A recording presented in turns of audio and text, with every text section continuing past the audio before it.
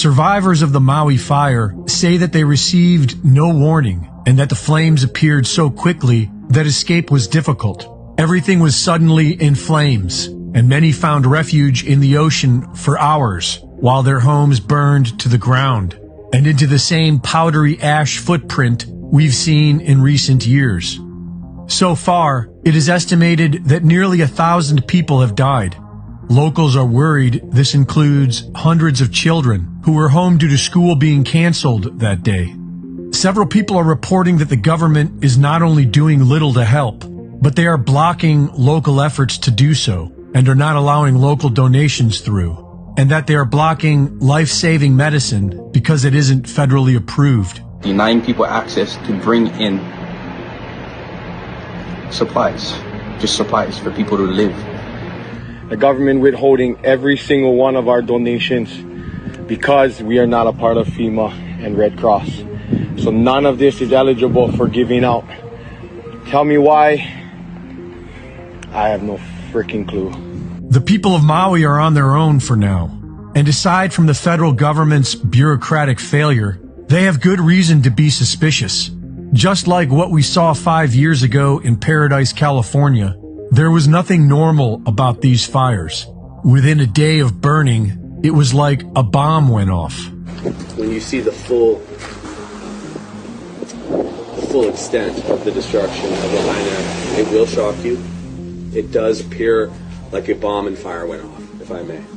And all of those buildings virtually are going to have to be rebuilt. It will be a new Lahaina. Local residents have been reporting bright flashes of light. One was captured by a home security camera that appears to have been the start of the Olinda fire. Many people are saying that it was directed energy weapons. We know that most major governments already have them, and during the California fires, online weather maps recorded what looks like a laser from above, striking an area just before it bursts into flames. In his research, Dennis Mills discovered that the incendiary aluminum and barium nanodust from chemtrails is most likely fueling the ferocity of today's so-called super wildfires. And on the day before the Maui fires broke out, locals were reporting a heavy overcast from chemtrailing that they'd never seen before. It's also interesting to note that the Maui police chief was the incident commander for the Las Vegas mass shooting in 2017. Lahaina is considered to be a historic and sacred land. It was the capital of the Kingdom of Hawaii before it was taken by the United States. It's been occupied by native Hawaiians ever since, who are defiantly opposed to the mainland outsiders who have been buying up land with no respect for local culture. Not just BlackRock and Vanguard, but billionaires like Mark Zuckerberg, who owns more land on Kauai than what the government of Kauai owns, and Oprah Winfrey, who has bought over 1,000 acres of land in Hawaii, including a new 870 acres in Maui she just bought this spring. In 2018, the Paradise wildfires broke out exactly where the United Nations have plans to somehow make off-limits to humans. And that same year, a report on wildfire prevention was published that was focused on the exact same areas in Maui where the fires just broke out. All the historic downtown, all of it is demolished and all the houses gone. But those commercial big box stores are still there. Hawaii Governor Josh Green has been putting the World Economic Forum's Great Reset agenda ahead of Hawaiian interests. Just weeks before the fire, he unveiled an emergency proclamation on housing that eliminates the traditional Land Use Commission, allowing the government more leeway to build as they see fit, such as building 15-minute smart cities run by artificial intelligence, just like they've been planning to do in Hawaii for years. At some point, I will make a major donation after all of the smoke and ashes have settled here and we figure out what the rebuilding is going to look like. This is going to be a long and difficult process. You're going to see a lot of Phoenix stories rising from the ashes here. Reporting for InfoWars, this is Greg Reese. What's going on in Maui? There is a lot to unpack, so try to keep up. Several wildfires have broken out on the island of Maui, creating mass devastation and destruction, most notably the town of Lahaina. This is not the people's fault, and our hearts go out to those affected.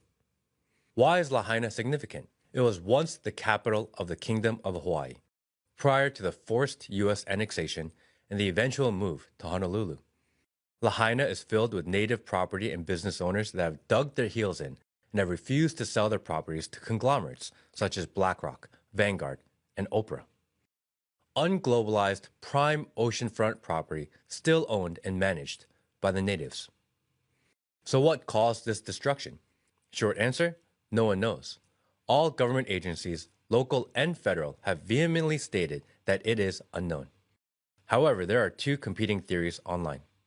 One, environmental, the perfect combination of a major hurricane 200 miles off the southern shore of Maui, combined with northern pressure to create massive dryness and winds.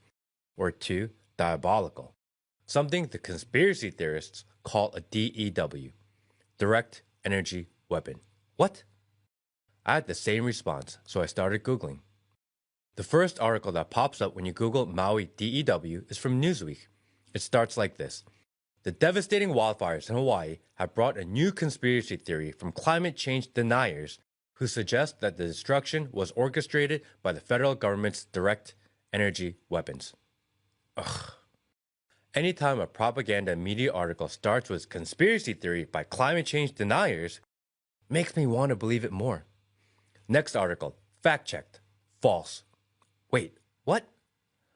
I thought the facts were unknown. But how can we rule out trending theories as impossible already?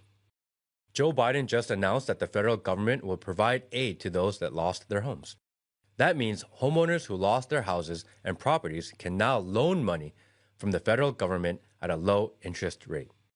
Your super valuable property that is skyrocketing in value, you can now get a new mortgage courtesy of Uncle Sam. There are also countless efforts by the people to send aid and support to devastated areas. This would be great, except local residents are now saying that they are having difficulty delivering such aid and only FEMA and Red Cross aid is being allowed in. Roadblocks everywhere. No one allowed in or out. And Maui is an island surrounded by water next to one of the largest U.S. military bases.